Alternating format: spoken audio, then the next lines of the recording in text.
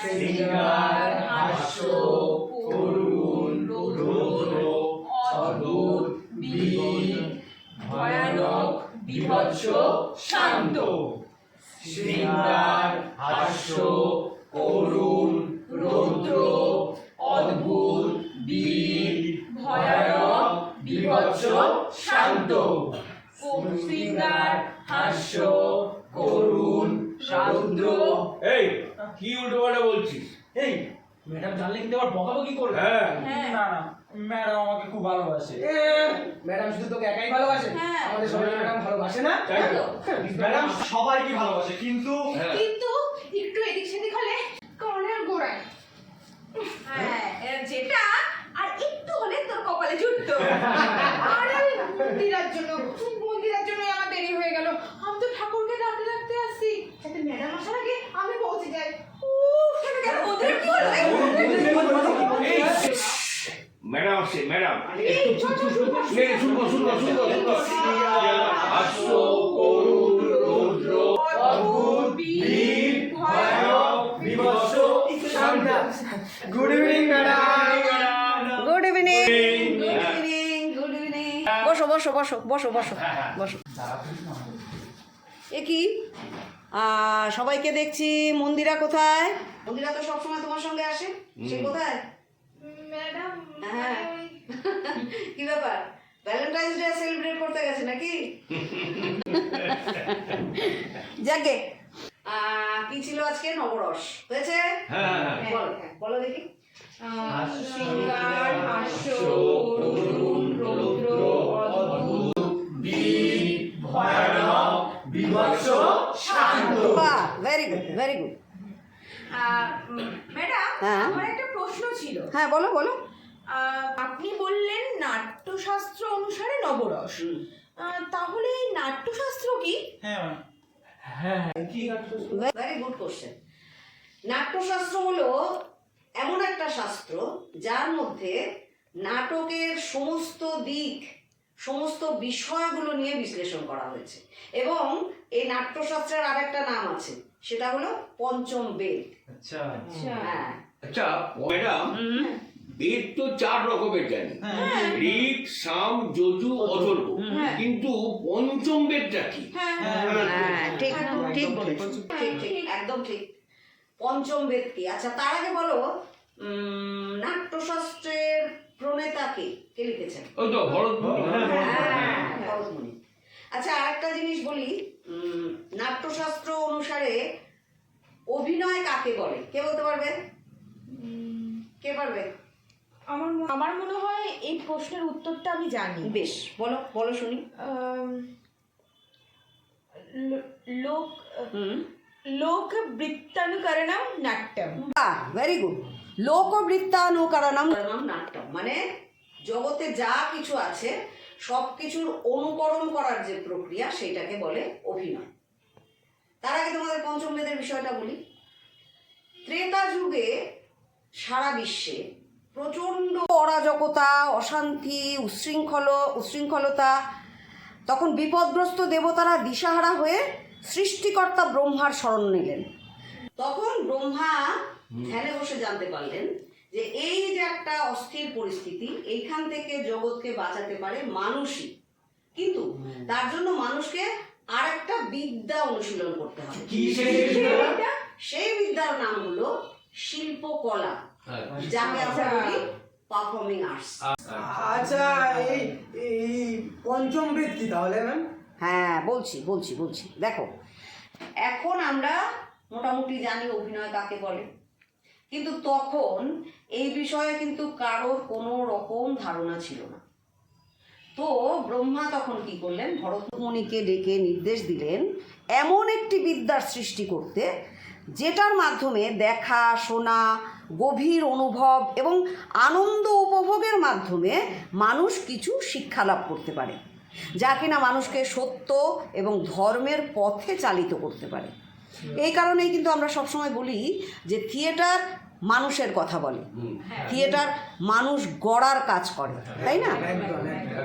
তো ভরতমুনি তখন কি করলেন, স্বয়ং ব্রহ্মার নির্দেশ অনুসারে, তখন মানে আমি সময়টা বলছি 200 খ্রিস্টপূর্বাব্দ থেকে 200 খ্রিস্টাব্দ পর্যন্ত ভরতমুনি ব্রহ্মার নির্দেশ অনুসারে কি করলেন, ঋগ্বেদ থেকে কথা, সামবেদ থেকে নেওয়া হলো গান। গান নাটকে একটা ভীষণ গুরুত্বপূর্ণ বিষয় আমরা জানি, তাই না? যদি আমরা মঞ্চে কোনো শিল্পী গান নাও গায় বা পেছন থেকে কোনো গান আমরা ব্যবহার নাও করি, একটা আবহ তো দরকার হয়। আবহটা ভীষণ গুরুত্বপূর্ণ, সুর। তার মানে গানের সামবেদ থেকে নেওয়া হলো। যজুর্বেদ থেকে নেওয়া হলো অভিনয়। ওই গান, কথা, এর ভাবভঙ্গিগুলো আমরা শারীরিক অভিনয়ের মাধ্যমে প্রকাশ করছি। তারপরে হলো রস। অথর্ববেদ থেকে রস, এই 4টে বেদ থেকে 4টে জিনিস আহরণ করে এই পঞ্চম বেদের সৃষ্টি করলেন। এবার কি হলো, এই যে পঞ্চম বেদ তৈরি হলো, এটা কিন্তু ওই 500 খ্রিস্টপূর্বাব্দ থেকে 500 খ্রিস্টাব্দের মধ্যে আবার নানান রকম পরিবর্তন, পরিমার্জন, সংশোধন ইত্যাদি করা হয়েছিল। সেই নাট্যশাস্ত্রটা আমরা এখন পাই। কিন্তু ম্যাডাম, হ্যাঁ। বলছি এতদিন আগে রচিত নাট্যশাস্ত্র অনুসারে কি আমরা আজও অভিনয় করি? ভালো বলেছে, ভালো বলেছে। দেখো, এই যে পঞ্চম বেদ, ঋগ্বেদ, সামবেদ, যজুর্বেদ, অথর্ববেদ থেকে পঞ্চম বেদ এলো। ঋগ্বেদ থেকে এলো কি, কথা। কথা মানে কি, গল্প, কাহিনী, স্ক্রিপ্ট। হ্যাঁ। সামবেদ থেকে এলো গান। গানটা দেখো, আমরা এখন যে অভিনয় করি, থিয়েটার করি, তাতে যদি সরাসরি কোনো শিল্পী মঞ্চে উঠে গান নাও করে বা নেপথ্যে কোনো গানের প্রয়োগ নাও হয়, একটা আবহ তো দরকার হয়, সুর। তাহলে সুর বা গানের একটা ভীষণ গুরুত্বপূর্ণ ব্যাপার আছে নাটকে। সামবেদ থেকে এলো সেটা। যজুর্বেদ থেকে এলো অভিনয়। অভিনয়টা কি, তখন ওই কথা আর গানের মাধ্যমে মানুষ কী করতে লাগলো, নিজেদের নানান রকম অঙ্গভঙ্গির মাধ্যমে ওই কথা আর গানটাকে উপজীব্য করে প্রকাশ করতে লাগলো, অভিনয়। তারপরে আসলো কি, অথর্ববেদ, মানে রস। আজকে যেই রসগুলো তোমাদের দিয়েছিলাম, মানে মানুষের বিভিন্ন বৃত্তি ও অনুভূতি আছে, সুখ, দুঃখ, হাসি, আনন্দ, কান্না, ভয়, এইগুলো হলো রস। সেই রসটা আনা হলো কোথার থেকে, অথর্ববেদ থেকে। তো এইভাবে শুরু হলো পঞ্চম বেদ। কেমন? এবং এটা কীরকম দাঁড়ালো ব্যাপারটা, ওই A+B² ওই রকম। একদম একদম খুব মজার ব্যাপার। কিন্তু কি হয়, আমরা জানি শিল্পকলাকে কিন্তু ওই কেঠো গাণিতিক কাঠামোর মধ্যে বেঁধে রাখা যায় না, যায় কি? শিল্পকলা সবসময় চলমান, স্বাধীন, কাজেই তাকে আটকানো যায় না। যার কারণে যখন এই নাট্যশাস্ত্র রচিত হয়েছিল, তখন কিন্তু এটা রচিত হয়েছিল দেবতাদের জন্য এবং উচ্চ বর্গীয় মানুষদের জন্য। ওনারাই উপস্থাপনা করতেন, ওনারাই দেখতেন। সাধারণ জনসাধারণের কোনো প্রবেশাধিকার ছিল না সেখানে।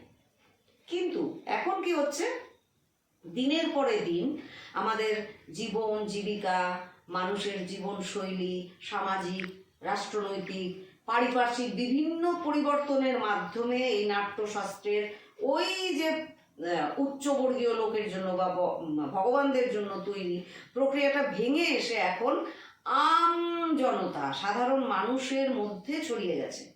সাধারণ মানুষের কথা বা উচ্চবর্গীয় মানুষের কথা বা যে কোনো ধরনের উপস্থাপনা সাধারণ মানুষ করে, সাধারণ মানুষের জন্য করে, তাই না? তাহলে এখন কি হচ্ছে, আমরা সবাই এটা নিয়ে কথা বলি। এবং আমরা যেহেতু নাট্যচর্চা করি, আমাদের এই নাট্যশাস্ত্র পঞ্চম বেদ এই যে করি, তাহলে আমাদের এই গ্রামারগুলো, ব্যাকরণগুলো জানতে হবে। নাট্যশাস্ত্র পঞ্চম বেদ আমাদের পড়া থাকতে হবে। আর আমরা যখন মানুষের জন্য কাজ করব, নিজেদের জন্য কাজ করব, সমাজের জন্য কাজ করব, থিয়েটার করব, তাহলে এই চর্চাটা রাখতে হবে। পাশাপাশি কি করতে হবে, আমাদের প্রত্যেকের মনটাকে কাচের মতো পরিষ্কার রাখতে হবে, তাই না? মনটা যদি পরিষ্কার থাকে, তাহলে আমরা নিজেদেরও প্রকাশ করতে পারবো খুব সুন্দর করে, এবং উল্টো দিকে যারা আছে, যে বা যারা আছে, যেই পরিস্থিতি আছে, সেইগুলো আমরা খুব তাড়াতাড়ি অ্যাবজর্ব করতে পারবো। আয়নাটা যদি পরিষ্কার থাকে, দেখা যায় সুন্দর, দেখানো যায় সুন্দর, তাই না? তাহলে আমাদের মনটাকে কি করতে হবে, কাচের মতো পরিষ্কার রাখতে হবে। এই বিষয়ে রিলেটেড একটা গান আছে, সেই গানটা আমরা আজকে করি। এই গানটার পরেই আজকে ক্লাস বন্ধ করবো, শেষ করবো, ছুটি দেবো, ঠিক আছে? চলো। তোরা मन दर्पण कहलाए, তোরা मन दर्पण कहलाए, भले बुरे सारे कर्मों को देखे और दिखाए, তোরা मन दर्पण कहलाए, তোরা मन दर्पण कहलाए।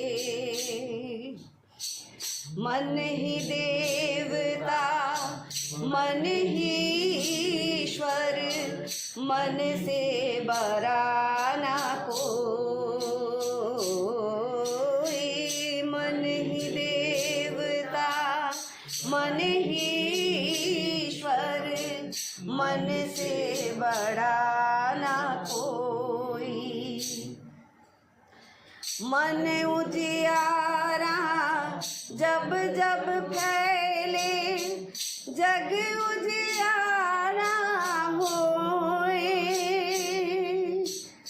इसे उजले दर्पण में प्राणी, इसे उजले दर्पण में प्राणी, धूल ना जमने पाए, তোরা मन दर्पण कहलाए, তোরা मन दर्पण कहलाए। भले बुरे सारे कर्मों को देखे और दिखाए, তোরা मन दर्पण कहलाए, তোরা मन दर्पण कहलाए, তোরা मन दर्पण कहलाए।